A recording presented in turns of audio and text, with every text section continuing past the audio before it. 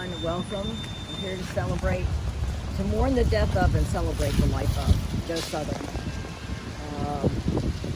I'm Lee Pardee. I'm one of her many friends from the pro-choice movement. And I'm going to start with a poem by David Eaton called The Common Destiny. All living substance, all substance of energy, being, and purpose are united and share the same destiny. All people, those we love and those we know not of, are united and share the same destiny, birth to death. We share this unity with the sun, earth, our brothers and sisters, strangers, flowers of the field, snowflakes, volcanoes and moonbeams, birth, life, death. Unknown, known, unknown. Our destiny from unknown to unknown. May we have the faith to accept this mystery and build upon its everlasting truth.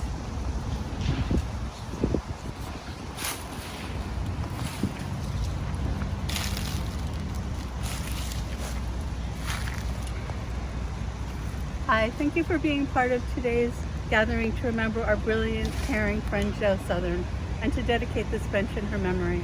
We were very fortunate to secure a location that's so fitting, close to Joe's longtime home on Plaza Street and to Prospect Park, which she loved and enjoyed.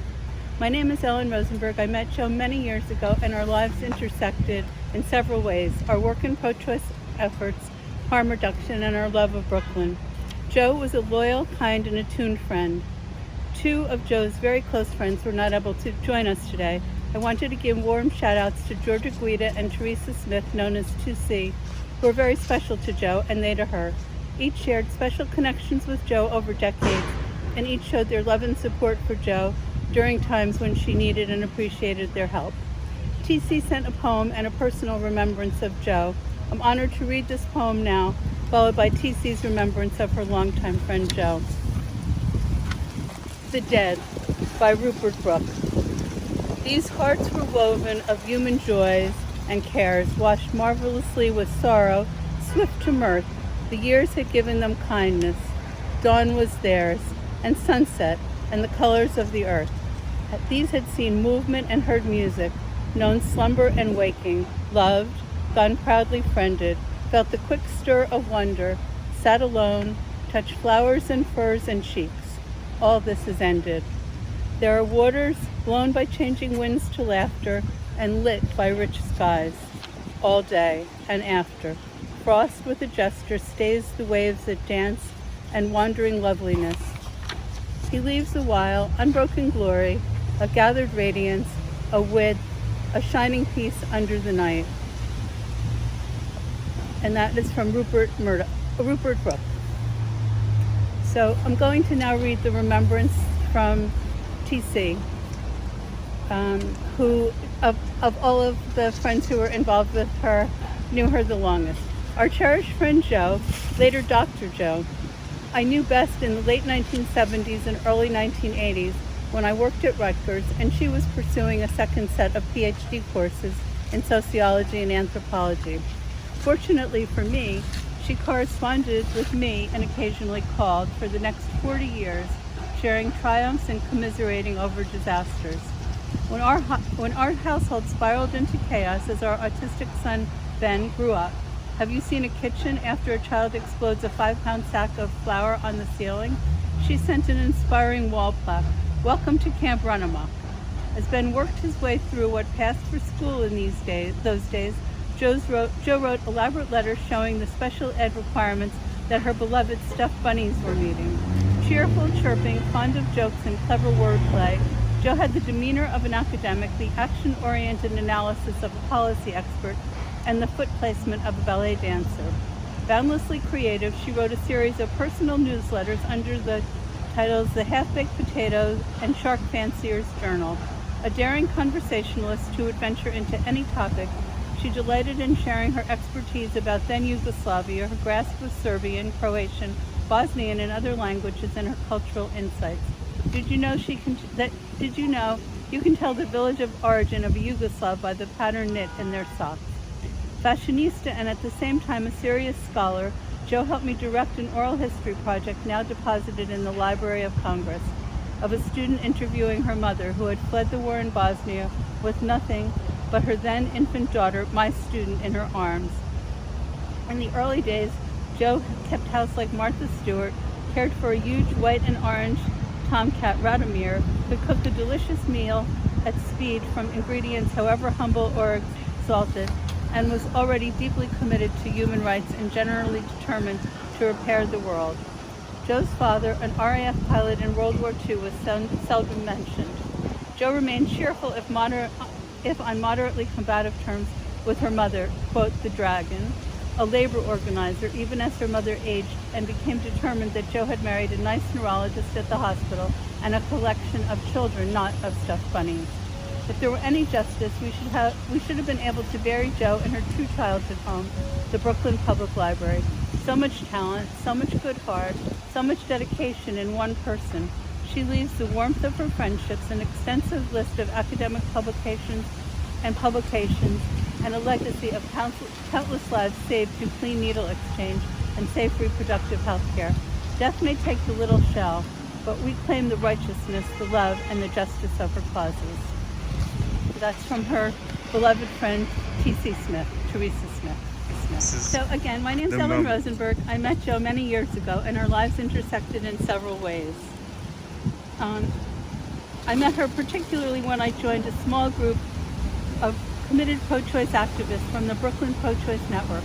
For more than 2 decades, this group ensured that clinic escorts were present at the site of a small clinic in Prospect Park in Brooklyn that was besieged by aggressive anti-choicers trying to prevent women from accessing reproductive health care, including abortions. Jo was a luminary among the small group of amazing advocates. For years, the group maintained a corps of volunteer escorts to help and protect clinic patients from the aggressive tactics of the antis who try to prevent them from obtaining the reproductive health care services they sought. Jo was a dedicated and skilled clinic escort.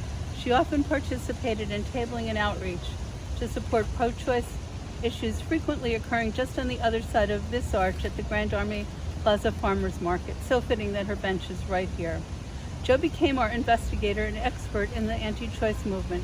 She learned that the group of antis at the Sunset Park Clinic were part of a national group known as Helpers of God Precious Infants, and Jo cleverly renamed them with their initials, the Hog Pies.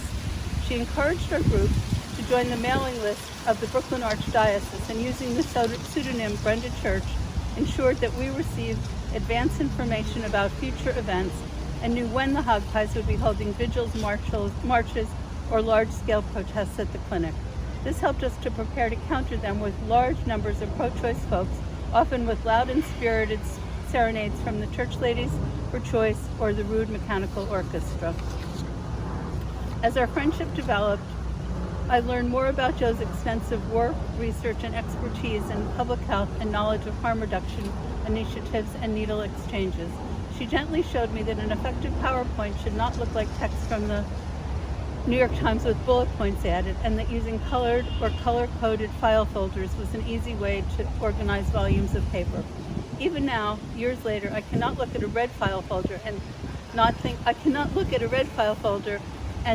of Rikers Island, or a purple folder and not think of Jo's influence. She'll always be in my heart. So this is called We Remember Them by Roland Gittleson.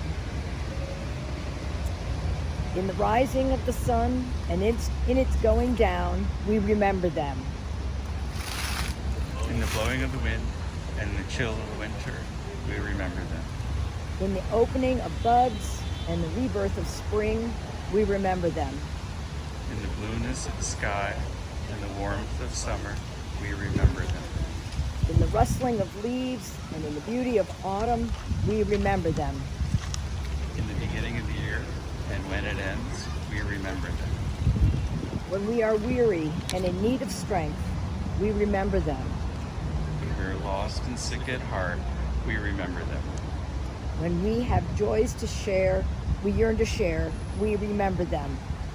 So long as we live, they too shall live, for they are now a part of us, as we remember them. So in closing, From Mary Oliver.